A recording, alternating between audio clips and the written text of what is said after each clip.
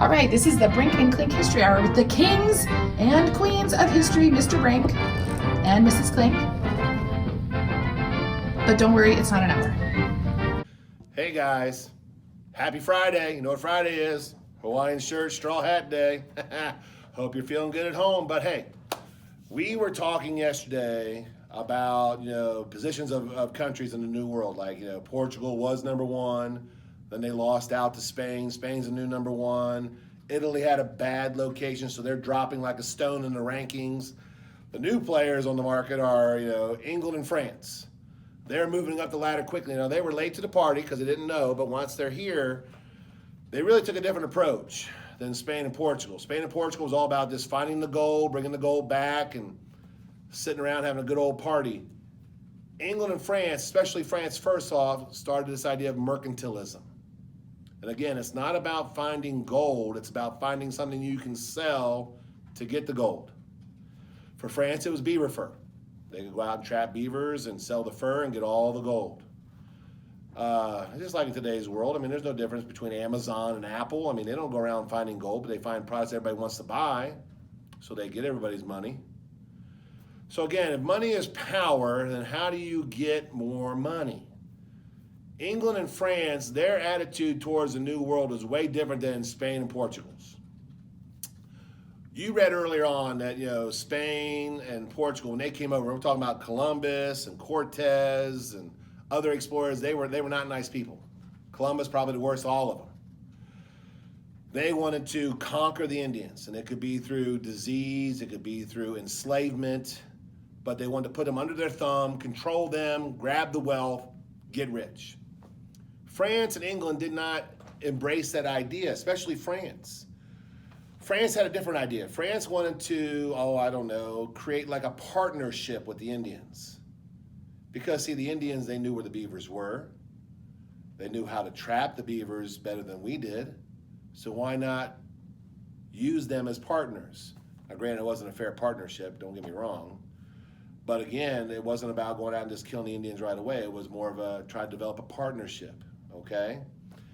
You could trade shiny beads or whatever for beaver fur, I guess, and the Indians thought they were getting a great deal, but they weren't. But I want you to understand one thing. It was very easy for the Europeans when they came over to this new world to dominate the Native Americans that were here. Now try to put yourself in the Native Americans' shoes here. Here you are, let's say you're on the beach one day and you got your families there and the villages there and you got some people that are fishing. Maybe they're out in their little dugout canoes and they're netting some fish and somebody's making something out of a palm tree or whatever, and all of a sudden you look out in the water and there's this giant wooden vessel coming right at you with these big white sheets that look like clouds.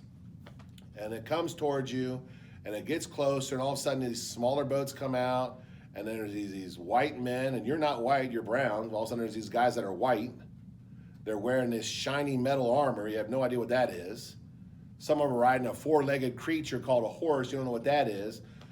And again, you're not scientifically based culture, so the first thing you think of is these are gods coming at us. So it was very easy for the Europeans to first dominate the Indians because they were A, seen as gods. B, it was very easy to spread disease and wipe out the Indians. Now, I know we're talking about a time of COVID-19 and that can be a little scary. But we've had this done time and time again throughout the history of humanity where a disease will just riddle a population. It could be smallpox, it could be measles, it could be the plague. It doesn't matter, but in the New World, in North and South America with the Native Americans, it was disease. That was probably the biggest, easiest way to manipulate or control the Indians. The word manipulation is letter C. You can manipulate the Indians into doing things you wouldn't do yourself. You could tell the peasants of the Indians, hey, your king is mistreating you. I would treat you so much better. Maybe you guys should overthrow the king. And then while the Indians are fighting it all out, you're just sitting back waiting for them to get weak, and then you wipe everybody else out that survived the attack.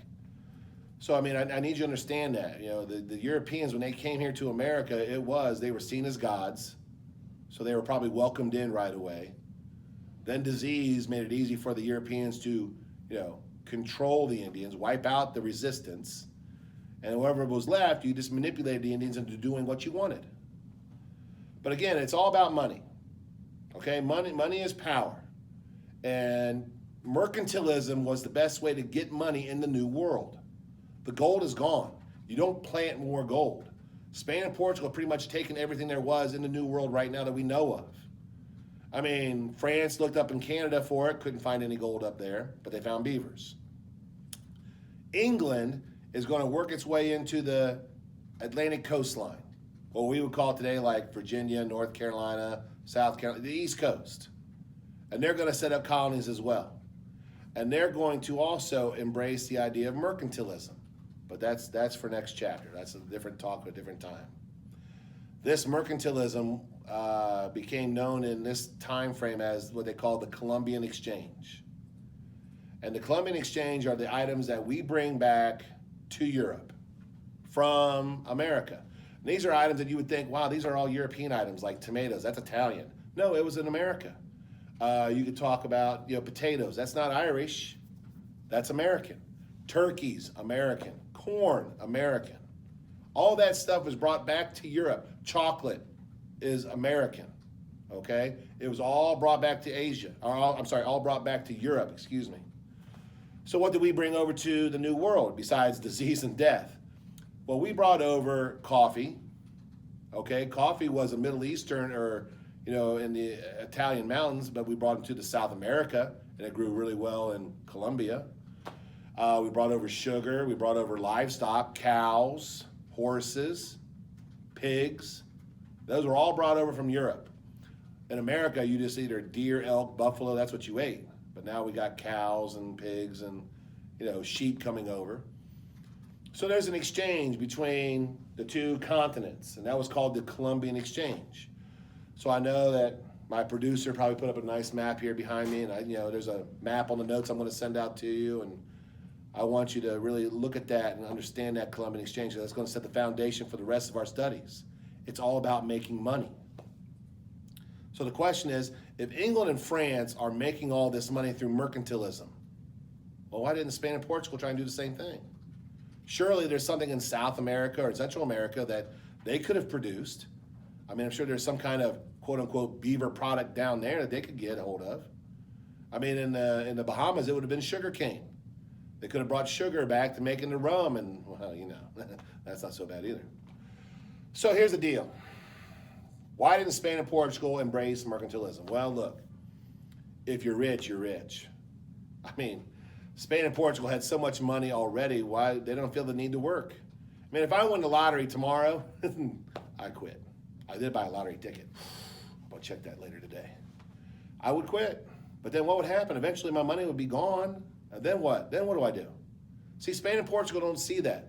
They don't want to work at building the wealth. It takes work to do mercantilism. You got to set up a trading post.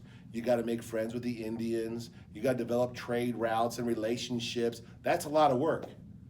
For Spain and Portugal, it was just easier to go in, give everybody a blanket with smallpox on it, let the Indians hug it, die, okay, I'll take all your stuff. That was their attitude. It was just easier. So Spain and Portugal, they're going to get that downfall. It's going to cost them their power in North and South America. England and France are doing nothing but getting stronger and stronger and stronger. Spain and Portugal are just kind of fading away. Now this is going to take hundreds of years to do this, flip.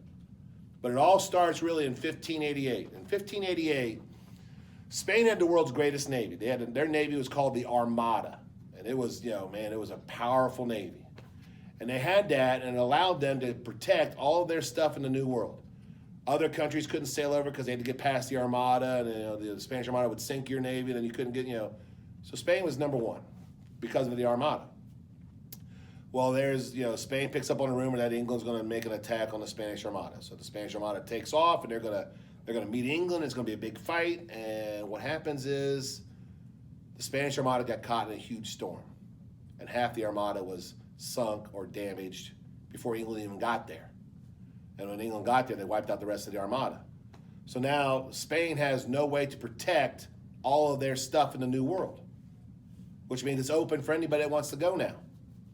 Okay, if the big bad dog on the block is gone, everybody can just walk around freely and not worry about getting bit. So all of a sudden, here comes the Netherlands. The Dutch are coming over. France is coming. England's coming. German states are coming. Belgium's coming over. everybody is not listening to the Treaty of Tordesillas. Remember back when we said the Treaty of Tordesillas? And like, this is Spain's land, this is Portugal's land, because the Pope said that's what it is. Well, England doesn't belong to the church and don't have a Pope. They don't care. And France, well, they weren't even a part of the treaty. And that treaty was like yesterday. So what happens is we end up with France controlling most of Canada, the Mississippi River Valley, New Orleans area. England kind of had the eastern coast of the United States, like basically the Atlantic Ocean to the Appalachian Mountains. And the Dutch, they had a small section of the eastern seaboard on the New York area. They called it New Amsterdam. Later it'll be called New York. Spain and Portugal, they're pretty much just going to fade away. I mean, Spain still had control of Florida, but really what's in Florida? People on spring break and then old people on retirement. So there's really not much down there. I hope you guys enjoyed this chapter. We're done. You should watch these videos, review my notes. We're going to worry about a test here in a little bit, but for right now, hasta la vista, baby.